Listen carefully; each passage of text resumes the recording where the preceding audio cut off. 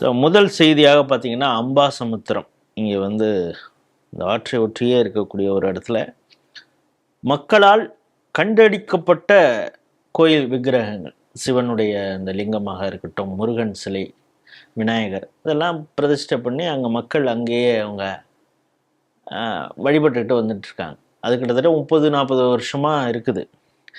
இப்போ கடந்த ஒரு 12 நாட்களுக்கு முன்பு பார்த்திங்கன்னா அங்கே இருக்கக்கூடிய முருகன் சிலையை தலையை மட்டும் வெட்டி எடுத்துகிட்டு போனது மாதிரி இருந்தது. கேஸ் கொடுத்தாங்க, காவல்துறை எந்த நடவடிக்கையும் எடுக்கலை. இப்போ பார்த்திங்கன்னா முழுவதுமாகவே அந்த சிலை சிதிலம் அடைஞ்சு அப்படியே சுக்குநூறாக உடைச்சிருக்காங்க. இது குறித்து நேரடியாக ஆய்வு செய்ய இந்து முன்னணி அமைப்புடைய மாநில துணைத் தலைவர் விபி ஜெயக்குமார் உள்ளிட்டவர்கள் கூட போய் இப்போ பார்த்துருக்காங்க.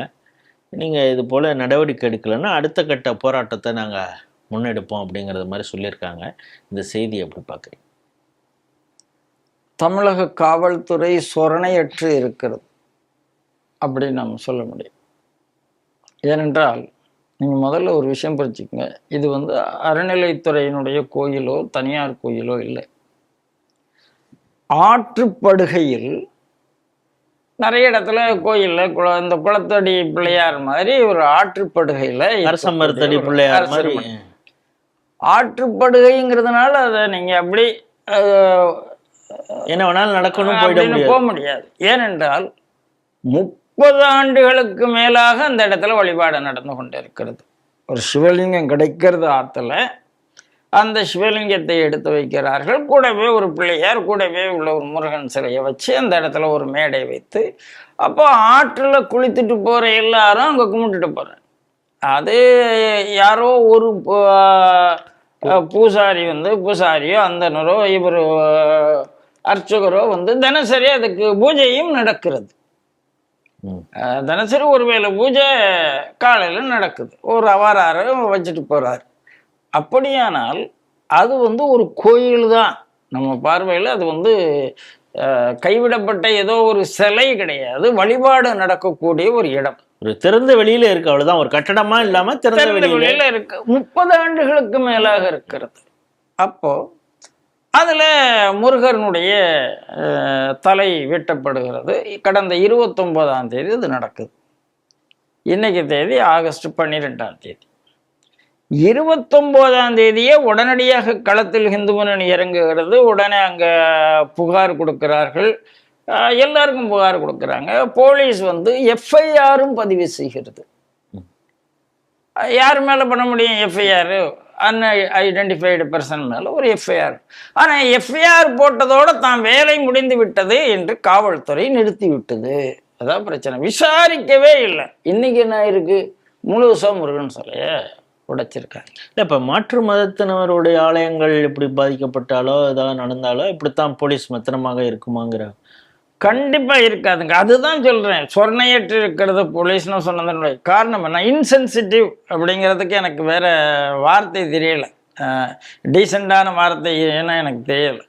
இல்லை, இப்போ இது எப்படி எடுத்துக்கிறதுனா, இது இந்துக்கள் பெரிய அளவில் வன்முறையில் இறங்கி போராடலாம் மாட்டாங்க அப்படிங்கிற ஒரு அலட்சியமாக கூட இருக்கும். ரெண்டாவது பக்தர்கள் தானே, ஒரு சிலை இல்லைன்னா இன்னொரு சிலை கொண்டு வந்து வச்சிருவாங்க, அதெல்லாம் வச்சிருவாங்க. அதெல்லாம் இந்துக்கள் மாதிரி உடனே அப்படியே அட்ஜஸ்ட் பண்ணி இந்த ஆற்று நீர் போகிற மாதிரியே போகிறதுல வேறு யாருமே கிடையாது. திருப்பி சண்டைக்கு போக மாட்டாங்க, யாருன்னு ஒன்று பார்த்துட்டு இருக்க மாட்டாங்க. ஆனால் அவன் கண்ணில் படைச்சான்னா அவனை நைய படைச்சிருவாங்க, அதில் சந்தேகம் கிடையாது. எப்போ நடக்குதுங்கிற ஒரு கேள்வி. இப்போது ஆற்றுக்கு காலையிலேருந்து ராத்திரி வரைக்கும் குளிக்க ஆள் போயிட்டு தான் இருக்குது. அது பிரதானமான ஒரு படிக்கட்டு, காசி விஸ்வநாதர் கோயில் படிக்கட்டு என்று நான் கேள்விப்படுகிறேன். அப்போ கோயிலினுடைய படிக்கட்டுங்கும்போது எல்லாரும் போயிட்டோம். அப்போ எப்போ அவங்களால அந்த சிலையை உடைக்க முடியும் என்றால் இரவு நேரம் தான் முடியும். இதில் இன்னொரு வேடிக்கை என்னன்னா, காவல்துறை வந்து இதை நாங்கள் சிலை கடத்தல் பிரிவில் விசாரிச்சுட்டு வரோம் அப்படின்னு சொல்லியிருக்காங்க. தலையை உடைச்சிட்டு போறவன் சிலை கடத்தலுக்கா போறான்? சிலையை கடத்துறவன்னா மொத்தமாக தான் தூக்கிட்டு போறான். அப்போ காவல்துறை க்ளூலெஸ்ஸாக இருந்தால் பரவாயில்ல, வேணுமென்றே காவல்துறை கன்ஃபியூஸ் பண்ணிக்கிறது.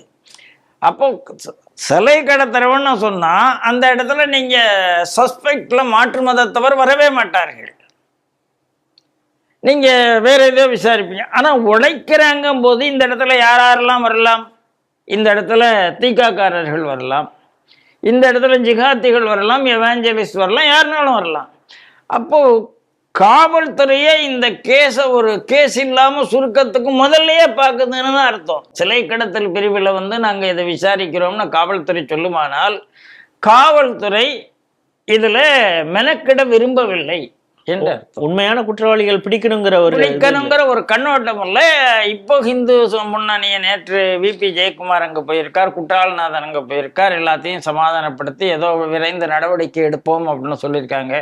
ஆனால் இந்த அரசாங்கத்தை பொறுத்த அளவில், அதாவது முந்தின திமுக இப்ப இருக்கிற தாவேக, இந்த அரசாங்கத்தை பொறுத்தளவில் திமுக அளவுக்கு இது இந்து விரோத அரசாக இருக்கிறதான்னு கேட்டால் வெளியில அப்படி ஒன்றும் தெரியல.